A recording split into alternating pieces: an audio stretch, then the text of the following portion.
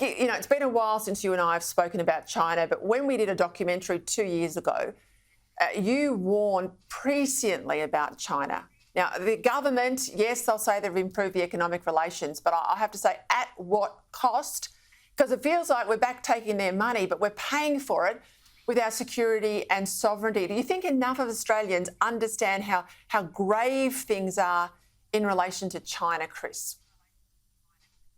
No, I don't think that they do, nor in the axis that we're seeing developing around the world. As I said, I was in Ukraine last year. The Russians are firing Iranian missiles at Ukraine and North Korean shells, and they can do that because they have money that's coming to them from China, which is bypassing sanctions to get that to Russia. And we're in a strategic competition at the moment. The government keeps talking about it. The government has recognised it.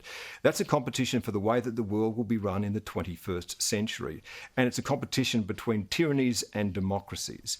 And at the moment, the tyrannies' voices are being very loud indeed at a time, as I say, when countries like Australia, the United States, Canada, the rest of the West seem to worry and wonder constantly about what it is they stand for and what it is they should be defending. Now, it's good that the Albanese government has settled relationships with China, but it's acting in the strategic space that was given to it by the Morrison government, which did the right thing in calling out the behaviour of China. Because if you aren't going to speak up at a time and say, where did this virus come from, when you have shut down your entire economy and your entire population is under threat, then when are you going to stand up for your country? So that was perfectly understandable. And the rage that was then meted out by China, the fact that we saw all of these sanctions against Australia, which were illegal. Now, apparently, we can sell our wine again. Great.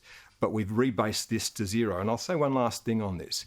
If the Australian Prime Minister knew when he met Xi Jinping that Xi Jinping's Navy had acted in an aggressive way towards Australian sailors and had exposed them to danger and did not mention it, then China has Australia exactly where China wants Australia.